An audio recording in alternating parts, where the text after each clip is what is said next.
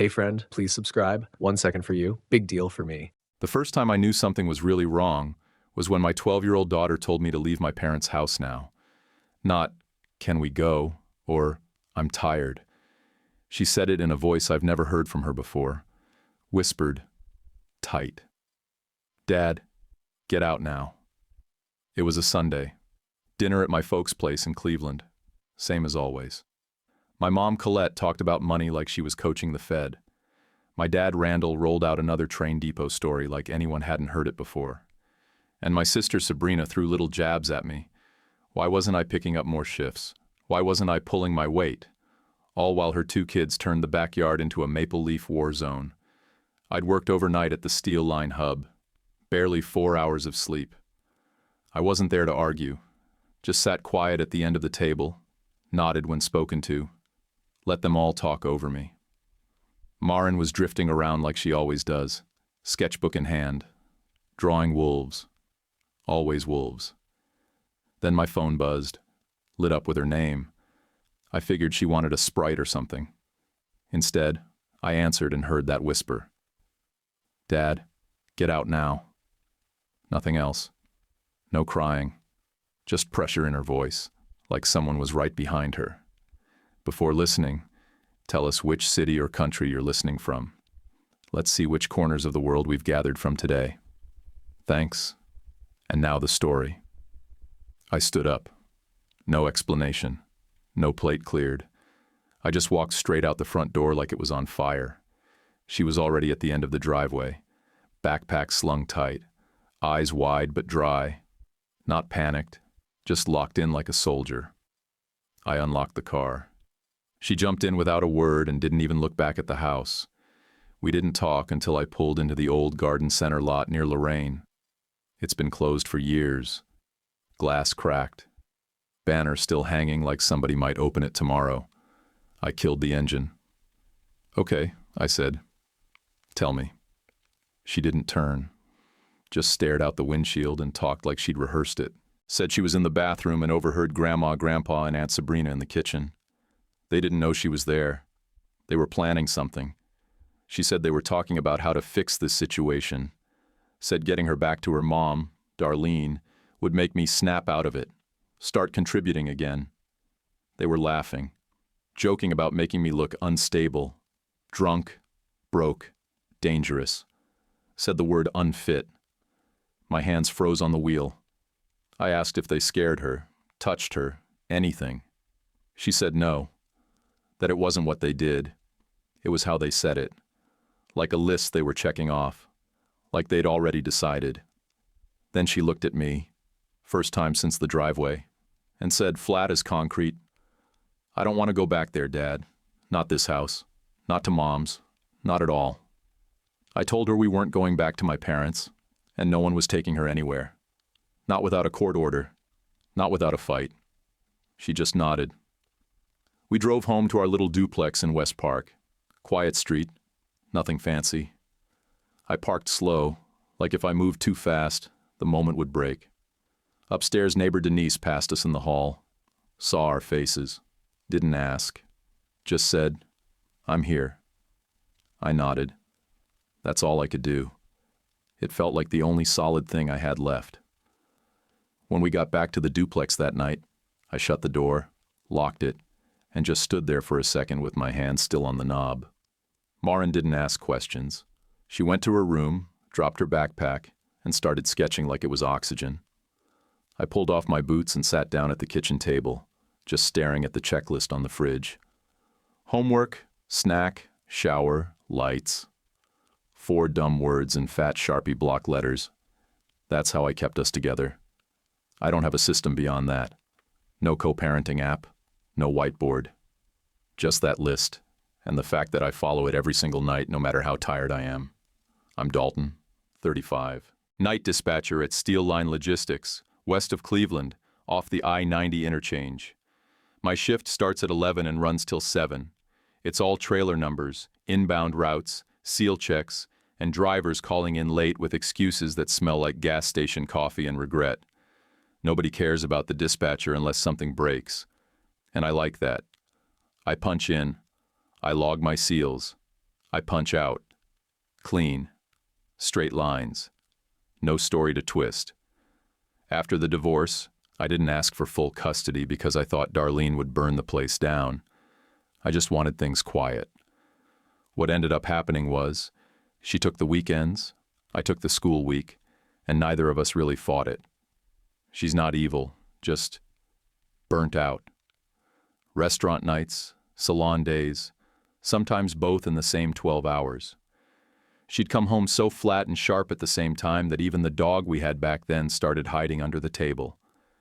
When we were still married, she'd slam the door to the bedroom like it owed her money.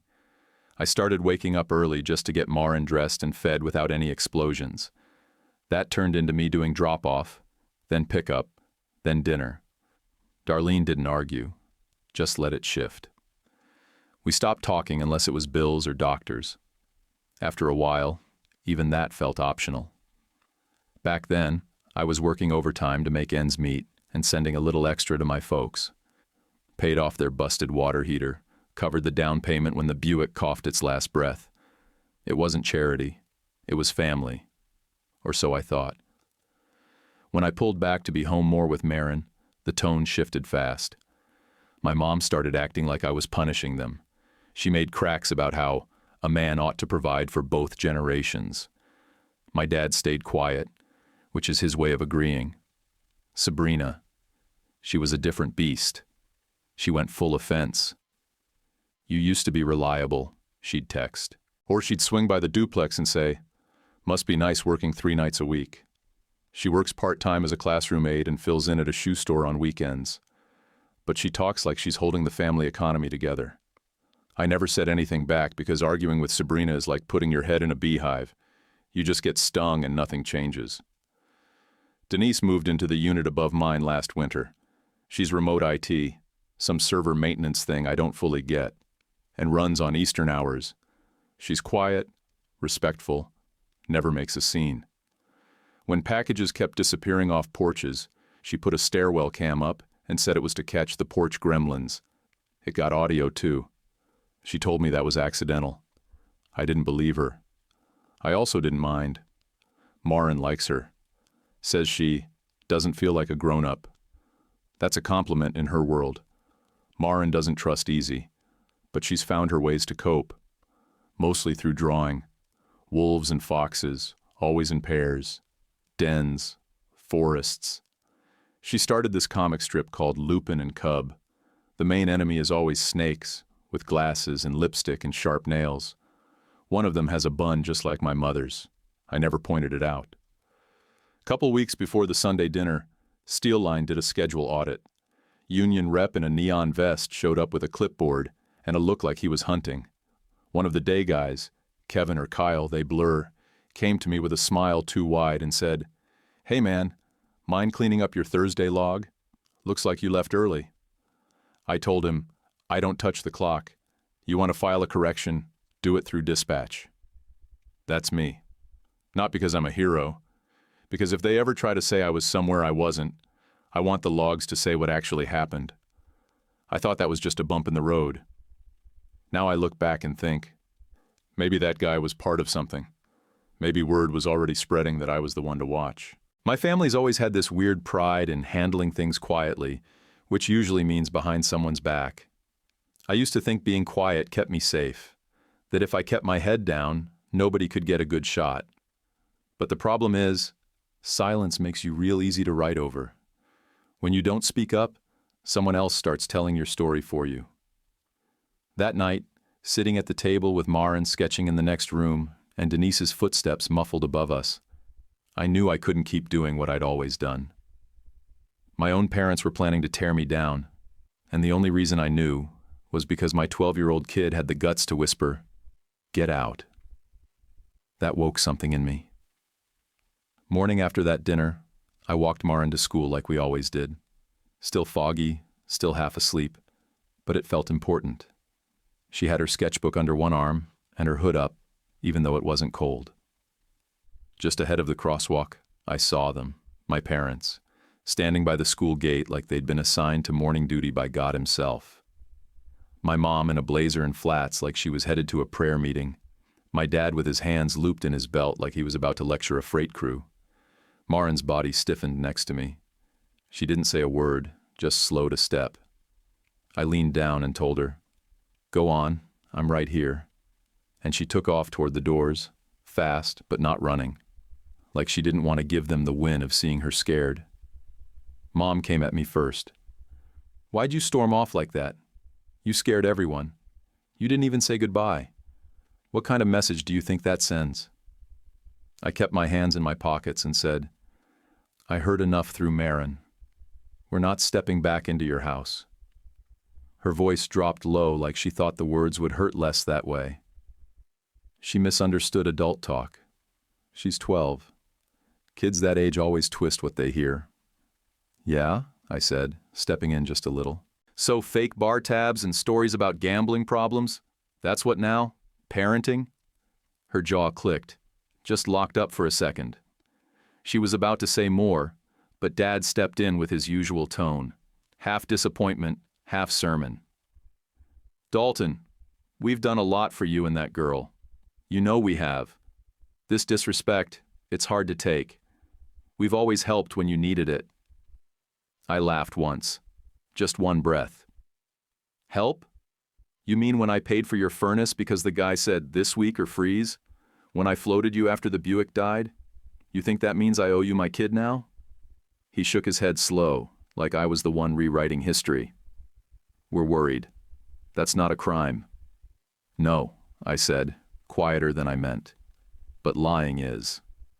Mom opened her mouth again, probably ready to spin the whole thing into some martyr speech, but I cut it off before she got started. "If you try anything with Darlene, anything at all, we handle it in court." Then I turned and walked away before I gave them something they could actually twist. My back burned like they were drilling into it with their eyes, but I didn't stop, didn't look back. At lunch, I checked my phone out of habit, expecting the usual half-dead battery and art club updates. Instead, I saw an Instagram post that hit me in the chest so hard I had to sit down on a crate by the loading dock. A beach photo. Lake Erie. My parents and Darlene standing together like some soft focus ad for blended families. Big smiles. Fold-out chairs. A kid's sand bucket in the corner like they staged the whole thing. The caption said, "Late August Lake Day." It was posted that morning. Sabrina had tagged it with a heart and the words, "Family First." I screenshotted it. Sent it to my lawyer Grant with the message, "This is what we're up against." He replied 5 minutes later, "Document everything. Keep calm. Do not engage." Simple. Cold. The kind of words you can grab onto when everything else is sliding sideways. I saved the post in a folder on my phone labeled Noise. I figured that would be the cleanest name for what they were all becoming. That night, Marin sat on the living room floor with her knees tucked under her and drew a wolf. Not a pack this time. Just one wolf, pushing a snake into a lake with its snout. I sat on the couch and watched. She looked up and asked, "Do wolves swim?" I nodded. "Sure, ours does." She gave a tiny nod, like I'd said something that counted. Denise knocked about 20 minutes later. 2 grilled cheese sandwiches on a paper plate and a tone like she'd seen too much. "You're a ghost today. Eat something." I told her the short version. Didn't dress it up. Just facts, same as I told Grant. She listened with her arms crossed, no reaction, and then said, "If they escalate, my Staircam's running. Picks up audio."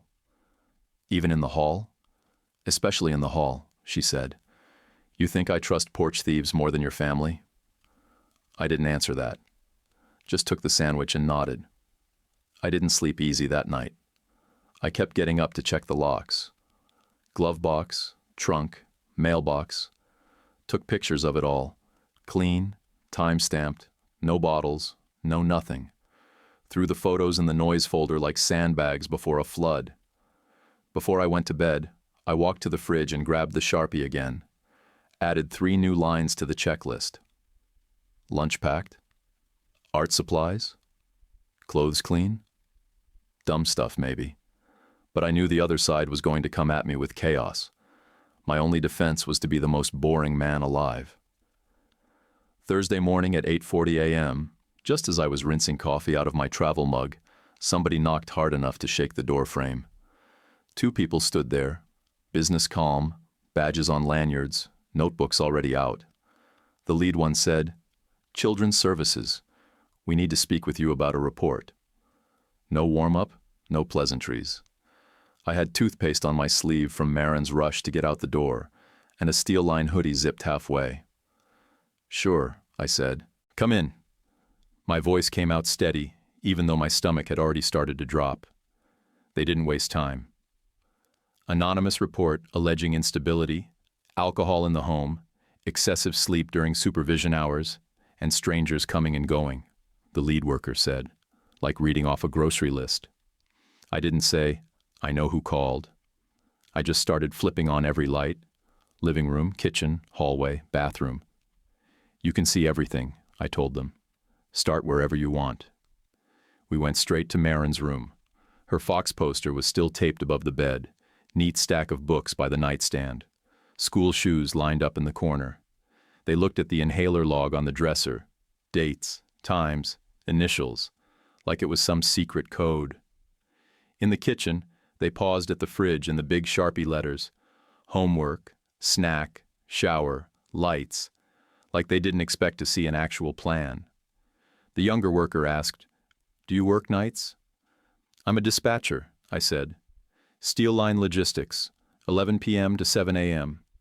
Marin's with me on school nights. I'm home by 6. She's never alone."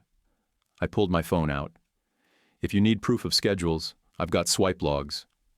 I texted Denise upstairs. She came down 2 minutes later, still in her headset but calm as a pond. "I'm upstairs most nights," she told them. "I work Eastern hours. It's quiet. He's reliable. I'd know if it wasn't." She didn't oversell it. Just facts. They opened closets, looked under the sink, peered into the bathroom like they were hunting contraband. All they found was a laundry basket I hadn't folded and a sink full of Tuesday's dishes. I wanted to apologize for it, but I bit my tongue. Let them see it as it was. They asked to speak with Marin, but she was already at school. The lead worker asked, "Who helps her with homework? Who makes dinner?" "She'll tell you I do noodles badly but try hard," I said. "We read comics at night." They wrote that down. No reaction. Then came the alcohol question. "Do you keep alcohol in the home?" I opened the cabinet under the counter. Peanut butter, pasta, a jar of spaghetti sauce. No bottles. "I don't drink. On duty or off. I dispatch trucks. Sometimes I drive forklifts. I like my job. I'm not about to risk it." They looked at each other, then back at me. Wrote it down. I went to the table and brought out my badge swipe history from the Hub app. Printed logs for the last 3 weeks. Time in, time out, seal signatures. The lead worker raised an eyebrow. "You're organized." "Only when someone's lying about me," I said. My voice cracked on the last word, but I didn't back off. They finished their walkthrough, closed their notebooks, and thanked me for cooperating. No verdict, no smile, just the sound of the latch clicking behind them when they left. I stood in the kitchen and felt my hands start to shake like I'd just carried a refrigerator upstairs. I made it to the bathroom before I threw up, rinsed my face, sat on the tile with my back against the door. My hoodie stuck to my neck. My pulse was in my teeth. Denise leaned on the doorframe and watched me without a single pity look. "You handled it," she said. Not a question. "Yeah," I muttered. "Sure." At lunch, Grant called. I gave him the rundown. He didn't sound surprised. "We need to get ahead of it before Darlene files anything," he said. "If your parents line up behind her, the picture they paint could get ugly. Keep collecting. Document everything. No shortcuts." "I've got a folder called Noise," I told him. "Good," he said. "Fill it." That night at Steel Line, sitting in the dispatch cage with monitors humming around me, I watched live feeds of the inbound dock. Forklifts sliding pallets like slow chess pieces. No emotion, just facts. Cameras don't care about stories. They just see. I started pulling the previous month's trailer seal logs off the system, printed extras, slipped them into a binder I'd bought at a drugstore on the way in. Tabs, dates, names. I felt ridiculous, like a kid about to do show and tell. But when I zipped it shut, I felt something else too, like I was laying bricks. A wall, not out of anger, not yet, just out of paper. Saturday afternoon, the air felt heavy, like it was sitting on my shoulders. I was heading out for groceries when I saw it, crumpled paper on the passenger floor of my car. I reached in, unfolded it, and felt my stomach twist. A Monarch Tavern receipt for $86 in late-night shots. My name scribbled as Dalton, time-stamped right in the middle of my 11 to 7 shift at Steel Line. It still smelled like fresh ink. I just stood there in the driveway staring at it. Someone had been in my car. Someone had actually put this garbage there thinking it would stick. My pulse hit my ears. Same day, I opened the mailbox and found a pre-filled Rivers Casino Players Club application with all my info and the high roller box highlighted in neon. I've never stepped foot in that place. I walked straight back onto the porch, held the paper in one hand and the receipt in the other, and looked right up at Denise's camera. "Well," I said, loud enough for the mic, "here we go." 2 minutes later, she texted, "Come up." I climbed the stairs with the papers still in my hands. She already had the Staircam app open on her laptop, scrolling. "I set it to record audio last week because of those missing packages," she said. "You might want to hear this." She hit play. The feed showed my hallway, dark, time-stamped 2 nights before. Audio popped in, fuzzy at first, then clear as a bell. My mother's voice, low but unmistakable. "It's just receipts, not real drinking." Then Sabrina's hiss, "We printed them. It'll be fine." Denise paused the clip and looked at me. "Keep listening," she said. She hit play again. My dad's voice now, rough and certain. "Leave it in his car. He won't notice." Another female voice, Sabrina by the tone. "Make sure to do it late." Denise is a bat. We both stared at the screen for a beat. Then Denise gave a sharp little laugh that didn't feel funny at all. "Guess I'm a bat," she said. I exhaled through my nose. "Guess so." I took the audio, sent it to Grant with timestamps, a short write-up, and photos of the 2 items next to my badge logs for that night. Then I exported the original MP4 from the Staircam app, saved it with a SHA-256 hash, copied both the file and the hash to a thumb drive and my cloud. 2 backups plus the app's original. Boring, safe, unbreakable. Monday morning I was heading out for work when I saw my mom at the bottom of my steps holding a tote of leftover lasagna like some peace offering. I stayed in the doorway. "We're not doing drop-bys," I told her. "You're tired," she said, stepping forward. "Let us help." I stepped in front of her. "No." Louder than I've ever said it to her in my life. My chest felt like it might split. Her eyes flicked to the stairwell camera. "You're being paranoid," she muttered. I didn't answer. I just closed the door. Denise's cam caught the whole thing. Me blocking, her insisting, her trying to push past. I went straight to my desk, logged it, and sent a note to Grant. At the hub that night, a day supervisor misplaced my dispatch binder. He walked over all smiles holding a photocopy stack with 1 page missing. "Here you go," he said. "Must have slipped out." I reached under the desk and pulled out my duplicate already with the union rep's signature on top. "Funny," I said. "I've got the full version right here." His mouth made a shape like he'd bitten a hot pepper. "Oh, good. Just making sure you're covered," he said, and walked off fast. By midweek, I opened my trunk to load groceries and found 2 miniature whiskey bottles wedged behind the spare tire. The novelty kind you get at gas stations. I didn't touch them. Took photos in place next to the odometer reading and that day's badge log. Then I called a neighbor over and had him watch me bag them up. I sealed the bag, wrote the date and time on it, and dropped it in my binder. That afternoon, the school counselor emailed me. Marin's attendance was solid, polite in class, participates. Attached was a note. Her comics show a theme of safety and loyalty. Parental stability seems strong. I read that line 3 times. Then I printed it and slid it behind a page tab like it was a winning lottery ticket. Because to me, it was. Denise came down with a mug of tea and leaned on the counter while I hole-punched the counselor's note. "How long are they going to keep this up?" she asked. "As long as it takes," I said. "They think they can outpaper me. They're wrong." "You're calmer than I'd be," she said. "I'm not calm," I told her.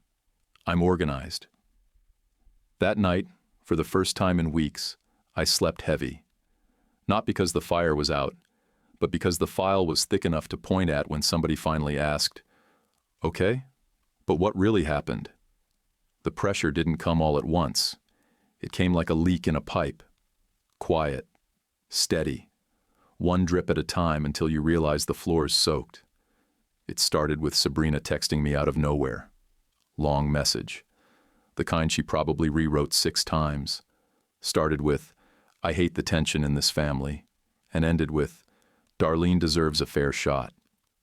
Sandwiched in the middle was a quote about forgiveness that looked like it was pulled off a mug at TJ Maxx. I didn't even get a chance to respond before she accidentally dropped a screenshot.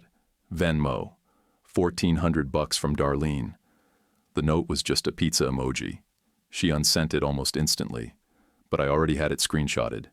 Timestamp, name, amount.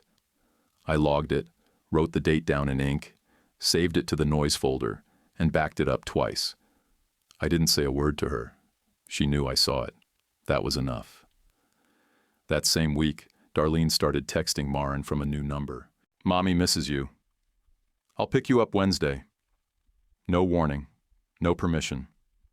That kind of move could wreck a kid's sense of safety overnight. I showed the messages to Maren and asked how she wanted to handle it. She said, "Make it stop." That's all. Just that. I forwarded everything to Grant, who added it to the growing case file.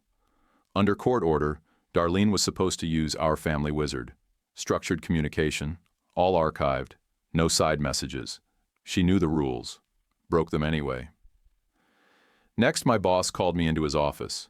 Apparently, a letter came in the mail accusing me of showing up to work, smelling like alcohol, and in a diminished state. Anonymous, of course. The language was careful, but not careful enough. I sat down, slid the CPS report, my badge logs, and a printed transcript of the Staircam whisper fight across his desk, without saying a word. He read the first page and said, "We're good." Then he walked me back to the dispatch cage like I'd just passed a fire inspection. The weirdest part? The union audit finally wrapped that same week and helped me. My name came up 3 times under "Buy the book." Nobody had ever said those words about me before, not at work. A guy from yard operations clapped my shoulder on the way out and said, "You're the last honest man in Cuyahoga County." I rolled my eyes, but I kept the compliment. Quietly. Then came pickup day. I stood under the front awning of Maren's school, coffee in hand, watching the 2nd graders scream their heads off at recess. That's when I saw it. My parents in the parking lot, leaning on their Buick, waving like it was a parade. Maren slowed when she spotted them. The school's SRO, Officer Reeds, good guy, always straight, walked over and said, "Is there a custody update I missed?" I pulled the latest order from my work bag and handed it to him. He nodded, walked to my folks, and gave them a quiet but firm, "Not today." He logged the incident, told them to move along, and gave me a look that said he knew the whole thing already. At home, Denise flagged something strange. "Weird Wi-Fi spikes," she said. "Middle of the night. Doesn't match our use." She dug deeper and pulled headers from a few recent emails. Then she asked if I could get the CPS tip IP from Grant. I texted him, and he came through. Redacted version, just the originating public IP. Denise matched it to the IP on an email my mom sent the same week. Same exact number string. She wrote up a short explanation. Plain English, no tech speak. I saved that too. Thumb drive, cloud, hard copy in the binder. That was the day I cleared off the hallway wall and built a corkboard. Not for drama, for order. Paper clips, printouts, dates on index cards, copies of every noise folder item. It wasn't obsession. It was survival. If someone came for me, I wanted every arrow pointing backward. Money started to stretch thin. I picked up an extra weekend shift at Steel Line, midnight to 8. Marin noticed. "Does this mean less time?" she asked one night while we were doing leftover stir-fry at the table. I shook my head. "It means more noodles, and a new set of markers." She lit up at that. "Drew 3 wolves that night, all with bandanas, fighting off snakes shaped like wine bottles." I didn't say a word about it. I just cleaned up the plates while she kept sketching. Even with everything going on, Denise and I started walking after dinner. Just laps around the block. Quiet walks. Not a date. Not even close. We were just two tired people making sense of the noise. One night she said, "You're kinder than people give you credit for." I didn't know what to say. I'm not used to compliments that aren't sarcastic, so I just said, "I do my best with lists." She smiled and didn't push. Meanwhile, Grant filed a motion to consolidate everything: custody, structured contact, supervised pickups, protective rules. He didn't want to piecemeal it. Said it was time to go all in. The court date came back fast. Cuyahoga County Court of Common Pleas, Domestic Relations Division, mid-October. I printed the court notice and pinned it dead center on the corkboard. Straight line, bold text, my name on it. That night, after Marin went to bed, I stood there looking at the board with the light off, just the hallway bulb glowing over it. I didn't feel scared anymore. I didn't feel angry either. I felt ready.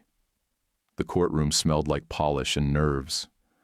Cuyahoga County Court of Common Pleas, Domestic Relations Division, doesn't have windows, just artificial light and stiff chairs that make your back ache after 15 minutes. I wore my cleanest shirt, slacks that didn't quite match, and shoes I'd buffed with a rag and spit. Grant sat beside me, calm and unreadable. His folder was thick. Mine was thicker. Darlene walked in with a lawyer in a navy suit and a new boyfriend who looked like a real estate ad. Tight jacket, fake grin. My parents followed, sat behind them like they were there to endorse a campaign. My mom gave a little smile like she thought it would be disarming. My dad stared at the clock. Sabrina leaned forward but didn't meet my eyes. I didn't bother trying. They went first. My mom started in with the same script she'd probably practiced in front of her bathroom mirror. Dalton has become withdrawn, moody, not dependable. She said it like it hurt her to say it, like she was being brave. She looked at the judge every 3 seconds like she was checking if the performance was landing. My dad nodded along, saying the word concern so many times it stopped sounding like English. "We're just concerned. Concerned about Marin's stability. Concerned about his behavior. Concerned about the drinking."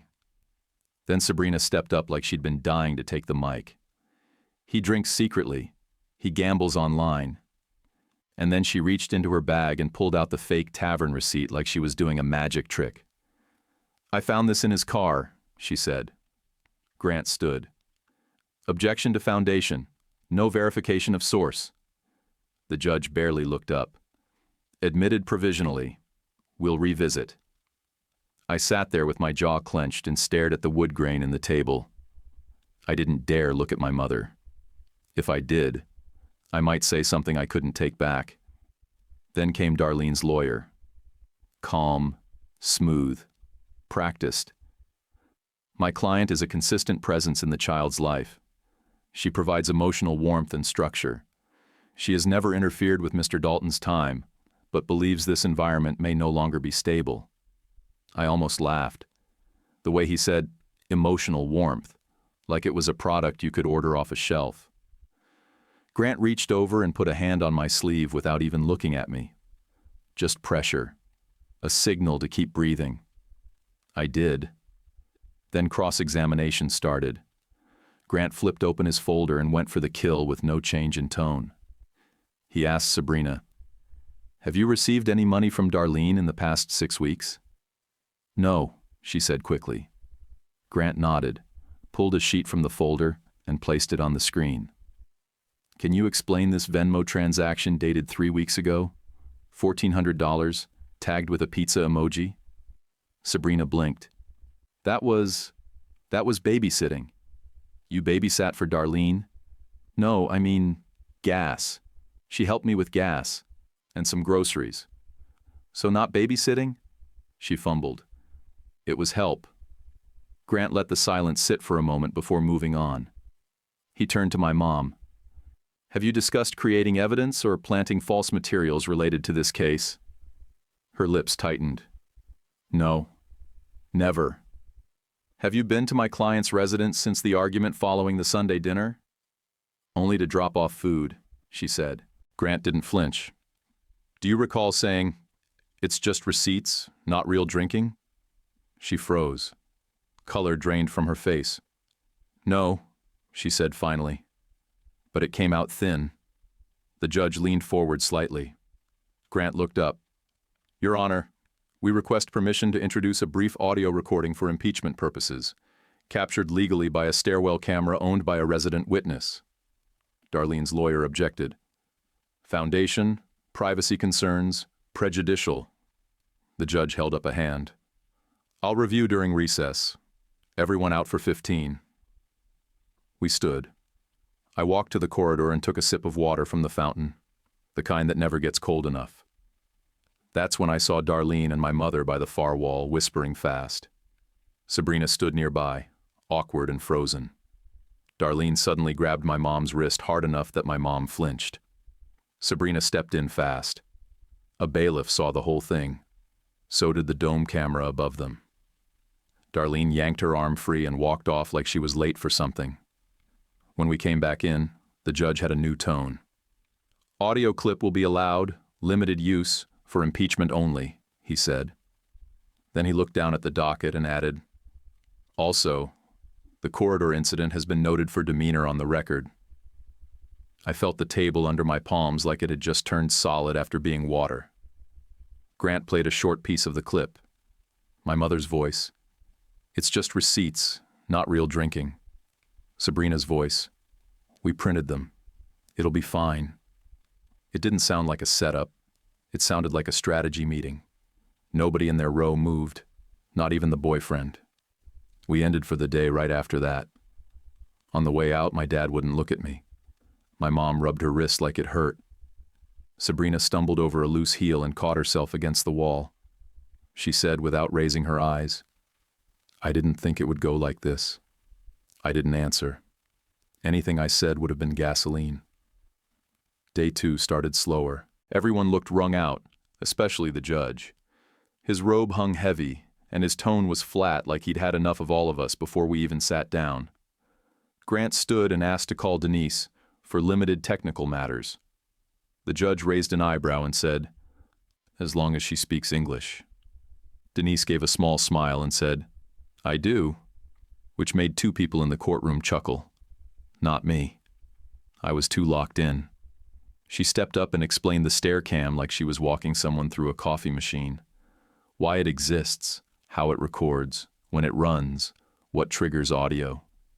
Then she played the short clip again, my mother whispering about fake receipts, Sabrina snapping back, you're a paranoid bat. No way to spin it. Their voices were clear, like they were standing in the room. Nobody said a word while it played. You could hear the creak of the speaker cart more than anyone breathing. Denise moved on, pulled up 2 documents. This is the header from a CPS web tip submitted online, she said, and this is the header from an email my neighbor's mother sent him the same week. She circled the IP numbers. They match, same origin. The judge leaned forward. You're saying both digital communications came from the same source? Yes, Your Honor, she said. Same public IP, same time window, likely the same household. He nodded once. Thank you, Ms. Parker. Denise stepped down. Darlene's lawyer didn't even cross, just flipped a pen and wrote something down. Next was my turn, or rather my time card's turn. Grant pulled up my badge swipes, dispatch entries, trailer seal logs. Here are the timestamps from 3 nights that correspond with receipts entered as evidence by opposing witnesses, he said. Then he showed radio logs, times I'd called in lane closures from the dispatch cage. Darlene's lawyer tried, said, "Isn't it possible Mr. Dalton left the facility briefly during those times?" He sounded tired asking it. The union rep, who we'd subpoenaed quietly last week, stepped up and said, "No, he was on the radio. You don't log seal closures from a bar stool." That one landed. Even the judge cracked a slight smile. The school counselor testified next over video. Calm, clear voice, no fluff. Marin is steady, polite, participates. She draws often and seems to process emotion through art. From what I see, her home environment is consistent. I sat there with both hands flat on the table, trying not to tear up. Not because I was sad, because for once, someone in authority was saying what I'd been screaming quietly with every schedule, every checklist, every bowl of boxed noodles. Grant then introduced a short set of Marin's comics, printed in color, stapled. One page showed a wolf standing between a den and a snake with sunglasses and a purse. Another showed the wolf and cub building a log wall. "Can you tell the court what the wolf and cub imagery means to Marin?" Grant asked the counselor. She looked at the page like it was a homework sheet. She said the wolf means safety. The cub is usually her. The den is home. Grant nodded. "Thank you. Nothing further." The judge allowed the comics as context, not proof, but I saw the way he looked at them. Not like a lawyer, like a person. Then came Darlene's boyfriend. He said I was rigid, controlling, probably depressed. Claimed I was cold to him the one time we crossed paths, which was true, because the guy strutted into family court like a model home salesman. Grant asked, "When did you first meet Mr. Dalton's parents?" "Late summer," he said confidently. Grant clicked the remote and brought up the Lake Erie beach photo. My parents, Darlene, and this guy all smiling like the Brady Bunch. Caption, "Family first." Dated mid-August. "Is this that day?" Grant asked. The boyfriend went red from collar to ears. "I guess it was earlier than I remembered." "Noted," the judge said, jotting something down. My mom didn't come back to the stand. Her lawyer said she was unwell. The judge didn't blink. "We'll proceed." Grant pointed out the corridor wrist grab incident from yesterday and asked for the building's camera footage to be preserved. The bailiff nodded, already ahead of him. Last came the CPS worker. Same one who'd visited the duplex. Calm, professional, all facts. The home was clean. The child's room was neat and age-appropriate. Food was present. Routines were documented. A checklist was visible on the fridge. No signs of alcohol. No strangers present. Ms. Parker was on site as support. Darlene's attorney tried to discredit it. Asked if maybe I had cleaned up just for the visit. The worker shrugged. Possibly. But the child's answers supported what we saw. She was relaxed, comfortable. That's hard to fake. That was the end of the day. Judge said we'd reconvene in the morning and hear from Marin and Chambers if she wanted to speak. Back in the hallway, I asked Grant quietly, "Is that good? Letting her talk?" "If she's ready," he said, adjusting his sleeve. "It's everything." I sat down on the bench by the elevators and stayed real still. I didn't let myself shake. Not in court, not when it mattered. The next morning, the courtroom felt even colder. They sent Marin into chambers with the judge, a clerk, and a little tissue box sitting on the table like some prop from a school counselor's office. I stayed in the hall staring at a glass exit sign, counting the flickers so I wouldn't think about getting sick. Denise stood next to me and squeezed my shoulder once before stepping back. No words, just wait. 10 minutes stretched like an hour. My hands stayed flat on my knees. When they called us back in, I stood too fast and almost tripped on the edge of the carpet. The judge's voice was level, but carried a weight you could feel. The child has expressed a clear preference to live with Mr. Dalton. She reports feeling safe in his care, not feeling safe with Ms. Keller, and having overheard grandparents and an aunt discussing actions to portray Mr. Dalton negatively. The court finds these statements articulate and consistent with other evidence. Darlene's lawyer jumped up. Your Honor, children at that age often parrot adults. The judge cut him off with a raised hand. The court heard independent statements consistent with documentary evidence, corroborated by witness testimony. His tone didn't rise, but the whole room shifted. You could feel the energy drain out of their side. My parents went from stiff-backed to still. Even the boyfriend's smirk cracked. Grant asked for permission to admit the corridor camera clip from day one. The judge nodded. Already reviewed.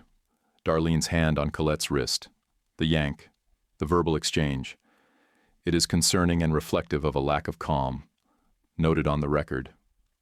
Darlene's lawyer sat down without arguing. That was new. Then Grant laid the last brick. He pulled out my care checklist, the same dumb Sharpie lines on the fridge. He held it up like it was gold and walked through our week in front of everyone.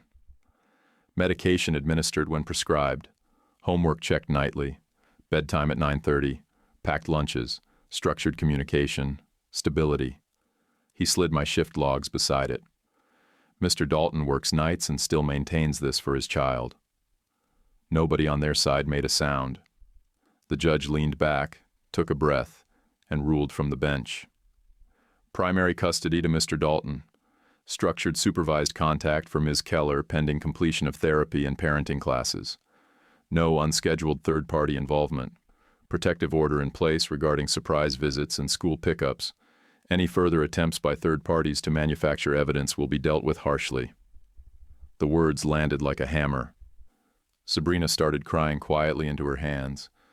My dad stared at his fingers like he'd never seen them before. My mother wasn't even there, just an empty seat where she should have been. Darlene shot me a look I'd never seen on her face. Not anger, not even hate, just tired. For a second I felt sorry for all of us. Then I remembered my daughter in the car that night whispering, "Get out now," like it was the only rope she had. We walked out into the cold air of the courthouse steps.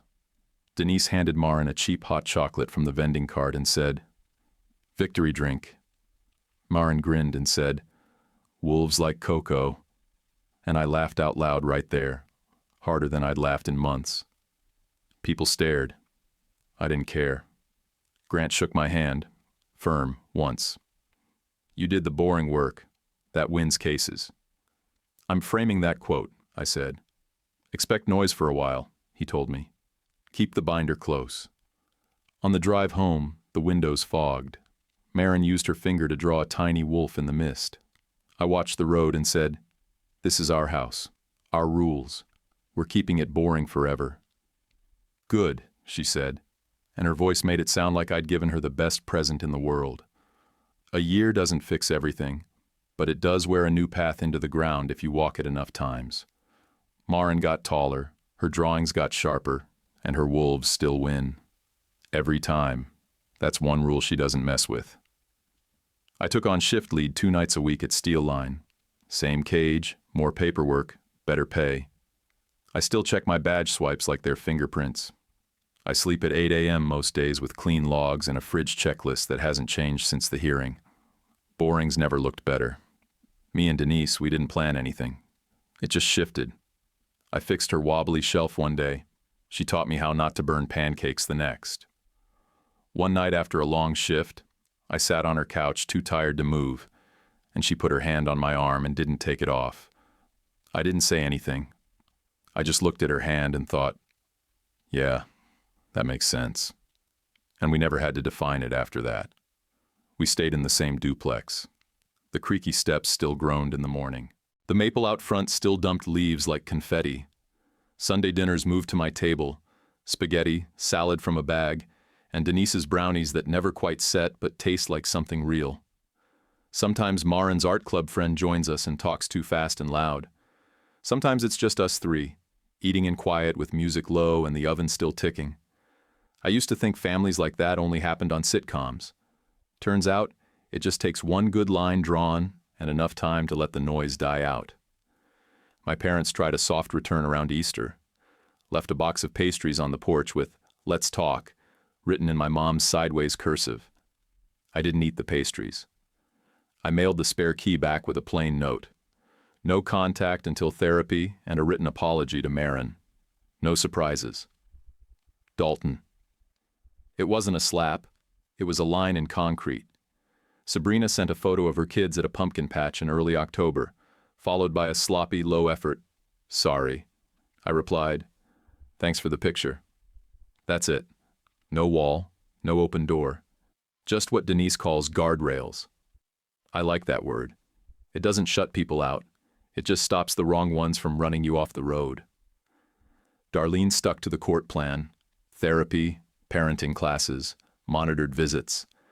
Twice a month she sees Marin in a safe space with a neutral supervisor. Some days Marin comes back laughing. Some days she's quiet and draws a den with the door shut.